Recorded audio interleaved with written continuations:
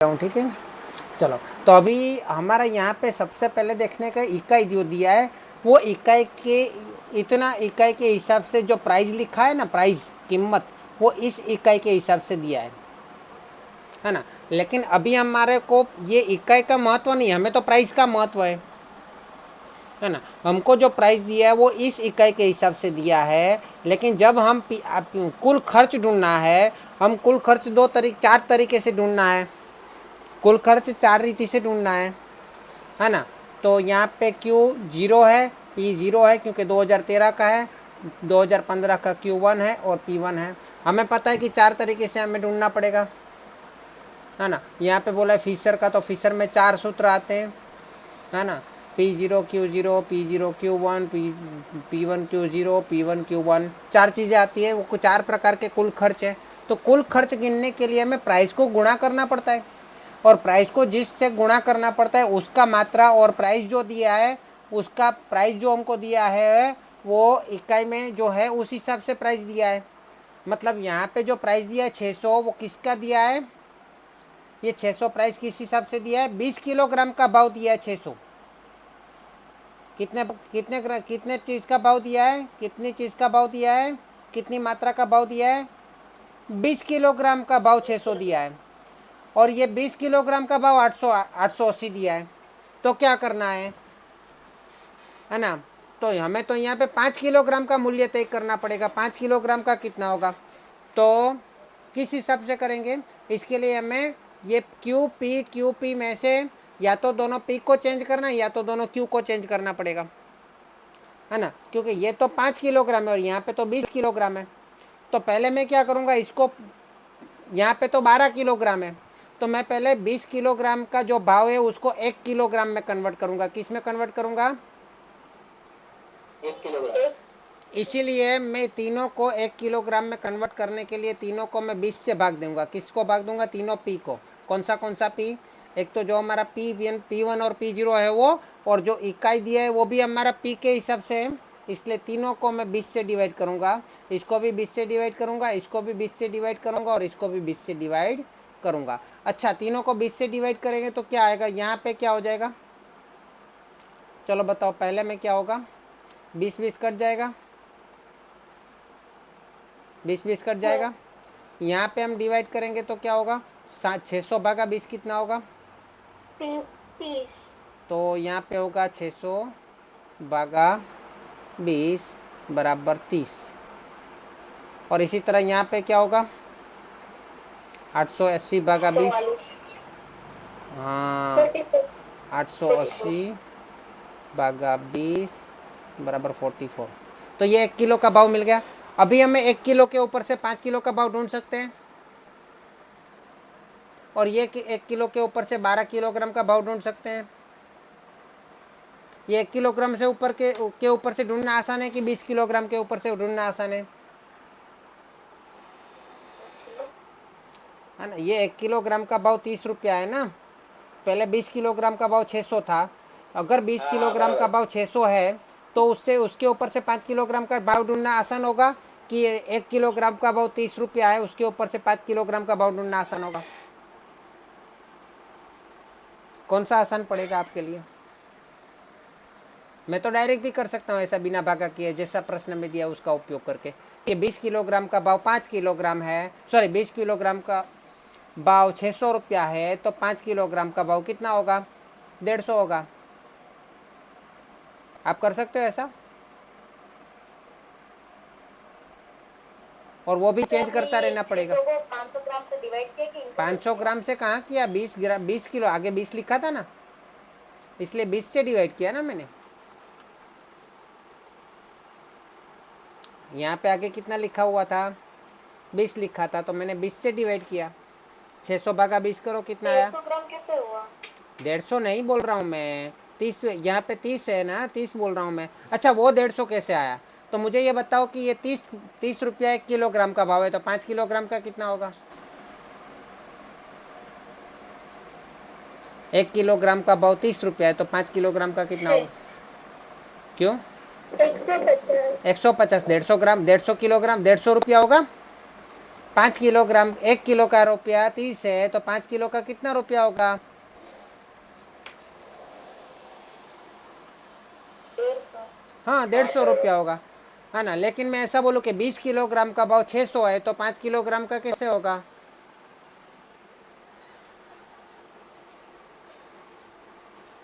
तो भी तो 150 ही आएगा ना। लेकिन ये 1 किलोग्राम में मैंने कन्वर्ट कर दिया तो आसान रहेगा ना, सीधा गुणा ही करना पड़ेगा ना, 5 गुणा 30। उसमें आपको गुणा भी करना पड़ता, भागा भी करना पड़ता। हाँ सर, ये सही है ना। चलो इसी तरह यहाँ पे क्या दिया है? क्विंटल दिया है,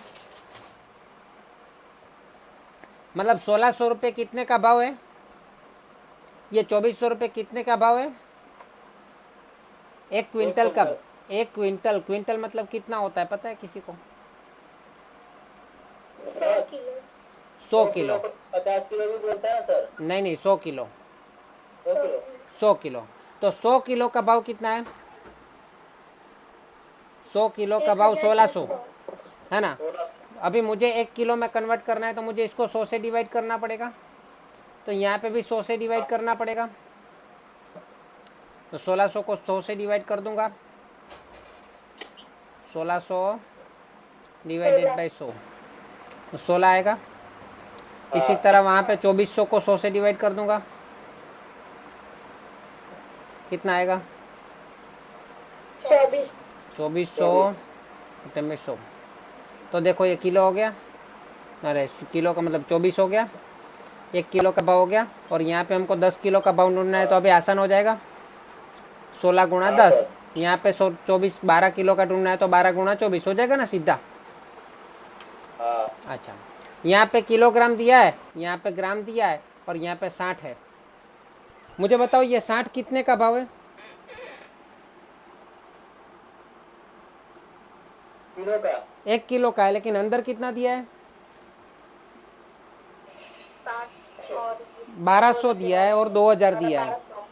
देखो हम इस किलो, जैसे हमने क्विंटल में से किलोग्राम कर दिया 100 किलोग्राम, और 100 से डिवाइड कर दिया, ऐसा हम इसमें भी 100, इसमें हम 1000 से डिवाइड करना पड़ेगा, तो 1000 से डिवाइड कर सकते थे। तो हम एक काम करते हैं, यहाँ पे इस बार उल्टा कर देते हैं, इस बार हम ग्राम को किलोग्राम में कन्वर्ट करते हैं।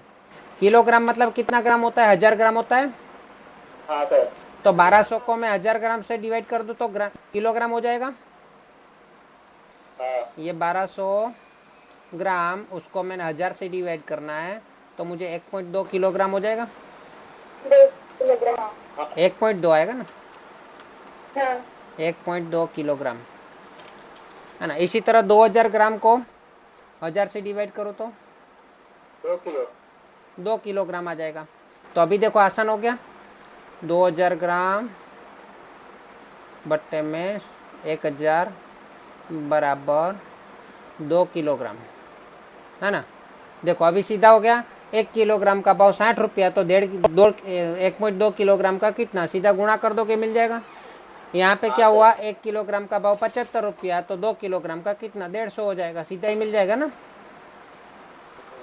इसी तरह यहाँ पे लीटर में है, हाँ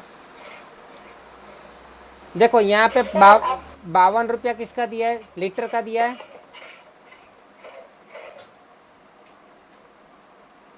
है ना। तो यहाँ पे 30 लीटर है, तो सीधा ये भी लीटर में, ये भी लीटर में, ये भी लीटर में, कुछ चेंजेस करने की जरूरत नहीं। अभी कौन बोल रहा था लास्ट में? मुझे पूछ लो, जिसको पूछना है। सर मैं क्विंटल के बारे में पूछ रही थी, आपने लिखा कि यहाँ पे 100 क्विंटल है, अगर उसकी जगह में 50 क्विंटल हो तो, अगर मतलब 100 के नीचे की संख्या दी हो। नहीं नहीं नहीं, एक क्विंटल मतलब ही यह होता है कि 1000 मतलब 100 किलोग्राम। क्विंटल का अर्थ ही 100 किलोग्राम होता है, इसलिए मैंने 100 से डिवाइड किया। जैसे कि किलोग्राम में तो कितने ग्राम होता है? 100 किलोग्राम। किलोग्राम में 1000 होता है ना ग्राम। 1 किलोग्राम में कितने ग्राम होता है? 1 घंटे में कितनी मिनट होती है? तो 60 होती है ना। हाँ। इसी तरह 1 क्विंटल में कितने किलोग्राम होते हैं? 1000। 100। 1 क्विंटल में 100 किलोग्राम होते हैं। 1 क्विंटल होता है ना, इसका अर्थ ये होता है कि 100 किलोग्राम है।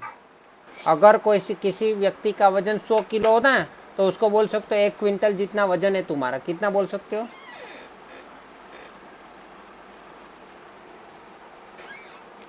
ठीक है, चलो यहाँ पे मीटर की बात करें तो इसमें भी कोई दिक्कत नहीं क्योंकि तीनों में मीटर दिया है। यहाँ पे डजन की बात करें तो यहाँ पे पीस दिया है। क्या दिया है? पीस, मतलब कि नंग दिया है। क्या लिखा है हिंदी में? नंग लिखा है हिंदी में, नंग है ना। तो इसमें क्या करना पड़ेगा, यहाँ पे 30 रुपया किसका दिया है? 1 डजन का दिया है। 1 डजन में कितना होता है? 12 12 पीस होते हैं, है ना। 12 पीस होते हैं ना, तो 1 डजन में 12 पीस होते हैं। तो यहाँ पे मैं लिख देता हूँ 12 पीस। तो मैं सबको 12 से डिवाइड कर दूँ, ये 12, इसको भी 12 को, इसको भी 12 से, और इसको भी 12 से। तो 30/12 कितना होगा? 2.5। 2.5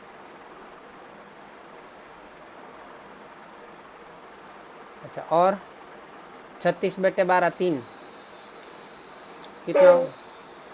3 अभी जो ये हमको नई संख्या मिली है उसका उपयोग करके हमें P1 Q1 P0 Q0 P1 Q0 P0 Q1 4 चीज़ें ढूंढनी है ना। तो चलो अभी हमें पहले, सबसे पहले क्या करना है, तो हमने लीटर का कुछ नहीं किया। हाँ, लीटर लीटर में कुछ करने की ज़रूरत नहीं ना, तीनों में लीटर लीटर ही दिया है। ऐसा नहीं कि मिलीलीटर है या किलो लीटर है, ऐसा कुछ अलग नहीं दिया है, सेम दिया है, इसलिए कुछ नहीं किया। मीटर में भी कुछ नहीं, क्योंकि इसमें भी सेंटीमीटर या ऐसा कुछ नहीं दिया है ना। कुछ अलग दिया होता है तब करना होता है। यहाँ पे क्या था, किलोग्राम का ग्राम दिया था, किलोग्राम का क्विंटल दिया था, इसलिए हमको चेंज करना पड़ा। चलो पहले मैं P1 और Q0 हाँ P1 Q0 कैसे भी ले सकते हो, पहले आप कुछ भी ले सकते हो, लेकिन मैं पहले दोनों Q0 वाला ले लेता हूँ, बाद में दोनों ही Q1 वाला लेता हूँ। अभी मुझे बताओ कि पहले क्या लेना है, P कौन सा लेना है, 0 वाला या 1 वाला? 1 चलो P1 ले लेते हैं, आशीष ने बोला, तो यहाँ पे P0 ले लेता हूँ, है ना। कैसे भी ले सकते हैं हम। यहाँ पे पहले P0 ले लेता हूँ, बाद में P1 लेता हूँ। कोई प्रॉब्लम है आपको? आप में से किसी को कोई प्रॉब्लम नहीं है तो ओके। यहाँ पे कोई लेने में प्रॉब्लम नहीं, सूत्र लेने में प्रॉब्लम आएगा फिर। यहाँ पे आप कुछ भी ले सकते हो, ठीक है। चलो चालू करें। चलो P1 कहाँ पे दिख रहा है, ये रहा। Q0 कहाँ पे दिख रहा है, ये रहा। इन दोनों का गुणा करें, 44 गुणा 5, बोलो कितना होता है? 44 गुणा 5 220 220। उसके बाद 24 गुणा 10 240 240। उसके बाद 75 गुणा 1.2 90। उसके बाद 32 गुणा 30 960 वेरी गुड। उसके बाद 12 गुणा 12 144 उसके बाद 3 गुणा 16 48 इन सब का टोटल करेंगे तो क्या मिलेगा, सिग्मा P1 Q0। उसके बाद हम पहले P0 Q0, 3 गुना 16 है या फिर 20 है? यहाँ पे 3 है, यहाँ पे 16 है, 20 है सॉरी, 20 है, 20 है, 20 है। 3 गुना 20 60 हो जाएगा फिर। 16 3 गुणा 20 60 हो जाएगा। इसका जो टोटल आएगा वो बाद में बताना मुझे। P0 और Q0, P0 यहाँ पे बाजू बाजू में ही है, उसका गुणा करना है। तो 5 किलोग्राम का 30 रुपये का 1 किलोग्राम, तो 5 किलोग्राम कितना होगा, 150 का होगा, ऐसा हमने देखा था हमने थोड़ी देर पहले। इसी तरह 16.160 होगा यहाँ पे। इसी तरह 60 गुणा 1.2 कितना हो रहा है, 72 उसके बाद 52 गुणा 30 1560 1560। उसके बाद 12 गुणा 8 96 और उसके बाद 20 गुणा 2.5 50 इसका टोटल जो आएगा उसको हम नाम देंगे सिग्मा P0 Q0। चलो उसके पश्चात P0 Q1 P0 Q1 बाजू में ही है तो 12 गुणा 20 अरे 12 गुणा 30 360 12 गुणा 16 192 192 हाँ फिर है 2 गुणा 60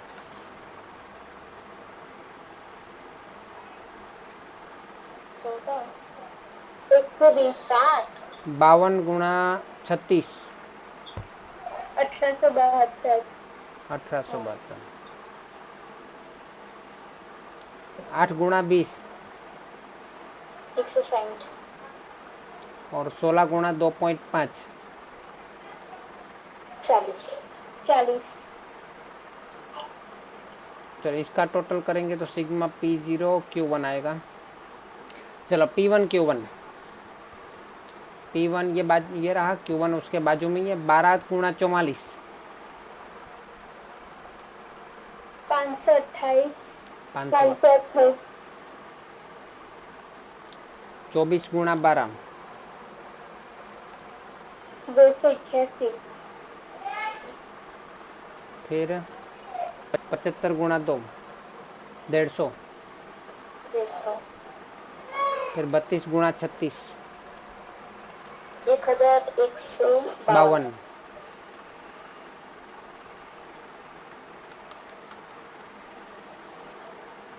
उसके बाद 12 गुणा 20 240 और 16 तिया इसका टोटल करेंगे तो 48 सिग्मा P1 Q1 मिलेगा। चलो टोटल करते हैं फटाफट। चलो टोटल करके बताओ मुझे पहले का 1714 किसका 1070 P1 P1 Q0 very good 2088 2080 88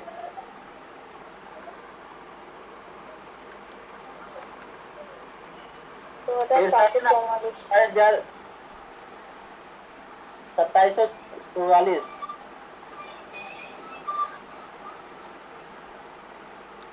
last वाला सही है ना चेक कर लो। हाँ सही है चलो अभी हमें कौन सा बोला है डायरेक्ट फिशर का बोला है ना लास्ट पेयर का बनाना है ना पासे का बनाना है डायरेक्ट फिशर का डायरेक्ट ही सूत्र लगाना पड़ेगा। ऐसा नहीं कि लास्ट पेयर और पासे का ढूंढ के कर लेंगे तो चलेगा है ना डायरेक्ट सूत्र लगाओ आपको आना चाहिए। I Fisher is equal to into root IP और IL का सूत्र लगा दो अभी लास्ट पेयर और पासे का। तो पहले क्या आएगा लास्ट पेयर का जिसमें P1 अपॉन P0 तो होता ही है लेकिन Q दोनों में सेम रहेगा गुणा पासे का लगा दो जिसमें P0 और P1 तो होता है P1 और P0 तो होता ही है P1 ऊपर होता है P0 नीचे होता है लेकिन Q दोनों में सेम रहेगा है ना। और 100 हम अंडर रूट में 2 बार लिखे उससे अच्छा है कि 100 को एक ही बार बाहर लिख देते हैं है ना। तो 100 को एक ही बार बाहर लिख देते हैं। चलो अभी आपको कैसे कैलकुलेट करना है मैं आपको समझाता हूँ इसमें आप मिस्टेक मत करना है ना। पहले P1 Q0 कहाँ पे 1714 उसके बाद P0 Q0 कहाँ पे आप पहले मुझे करके बताओ कितना आ रहा है आपका कैलकुलेशन आपके हिसाब से P0 P1 Q 0.82 0.82 आ रहा है ना। और किसी का कुछ अलग आ रहा है नहीं पूरा पूरा पूरा लास्ट फाइनल आंसर मुझे चाहिए। Sigma P0 Q1 2744 final answer मुझे ला के दो सीधा 84.84 हाँ 84.84 हाँ ओके देख लेता हूँ। और 84.84 नहीं 2 अंक और ज़्यादा बताओ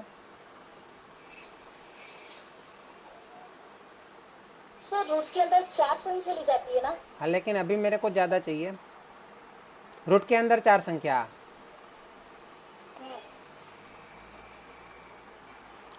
चलो मैं आपको बता देता हूँ। पहले ऊपर के दोनों का मल्टीप्लाई करो।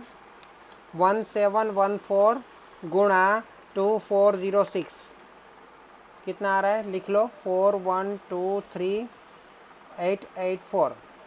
अभी नीचे का डिवाइड करो, मल्टीप्लाई करो। 2088 इंटू 2744। ऐसे ही करने का हमेशा एग्जाम में, बाद में डायरेक्ट आंसर ला सकते हो। ऐसा करोगे तो आपकी मिस्टेक कम होगी, आंसर बहुत नज़दीक आएगा, है ना। 4123884 डिवाइडेड बाई 5729,472 बराबर जो आया उसका वर्गमूल किया, गुणा 100 किया, तो अब मेरा आंसर आ रहा है 84.8391। आपका इतना आ रहा है ना? हाँ। उसके बाद आप लिखो 84.84। ठीक है, ये हो गया आपका ये वाला सवाल।